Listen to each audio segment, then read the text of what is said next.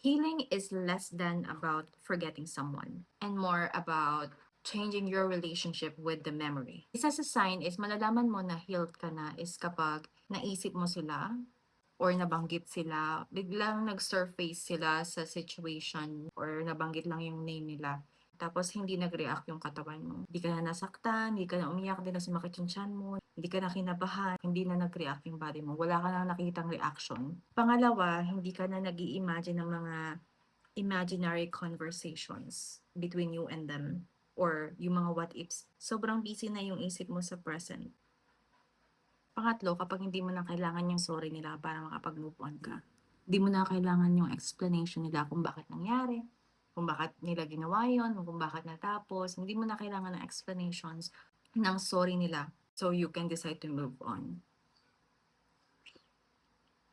Pang-apat, yung bago nilang relationship, yung bago nilang success, everything that happens in their life, you're no longer interested. Yung nangyayari sa buhay-buhay nila, yung mga ginagawa nila, hindi ka na na-offend. Wala na talaga. Wala ka nang pakialam. Hindi mo na sila binibisita, hindi mo na sila ini-stalk. Wala ka nang pakialam kung ano man nangyari sa buhay nila. Kasi nga, occupied ka na sa present mo at sa life mo.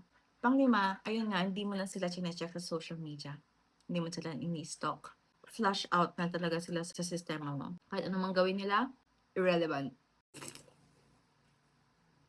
Pang-anim, you stop comparing yourself sa bago nila.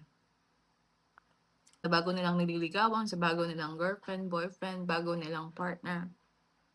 Pang-pito, you can admit both the good and bad without idealizing or demonizing them. It existed, so what?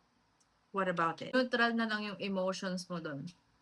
You no longer feel the urge to prove that they made the wrong choice, that they made a mistake of not choosing you, that they made a mistake by living. You no longer feel the urge to prove na mali sila ng pinili. Na ito pala yung sinayang mo, yung mga ganun. Walang ganun. Totally indifferent na. Pang-siyam na ba? You start to make decisions based on your present and your future. You start making choices and decisions for you instead of your past or other people. Hindi na yung, ay, kailangan kong gawin to para kay ano, ganyan. Or para makita nila ng ganito. Lahat ng decisions mo for you na. Next is, you become excited again about your own life. Nai-enjoy mo yung araw-araw mong life. Tapos, you are starting to explore again. Nai-excite ka na din sa mga nadidiscover mo sa sarili mo. Like, you're expanding, like, you feel free. And the biggest sign is, you will stop asking yourself, healed na ba ako? Okay na ba ako? Am I healed? Because your attention and energy slowly shifts away from the wounds and back toward living. One day, you will realize that they become a chapter in your story instead of the whole story. And one thing that I want you to remember, healing is not the absence of pain. It is the return of yourself. Return to your own life. Wala ka kasi sa sarili mong life. Nasa life ka ng ibang tao. Doon ka nabubuhay sa ibang tao. Kailangan mong bumalik sa sarili mong buhay. Doon ka mabuhay. Para hindi ka maging dependent sa ibang tao. Kahit mawala sila, nabubuhay ka pa rin.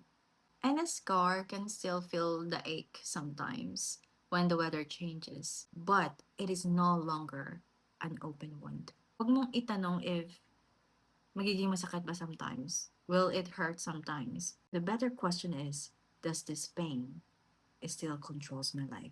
If the answer is no, you are much farther along than you may realize.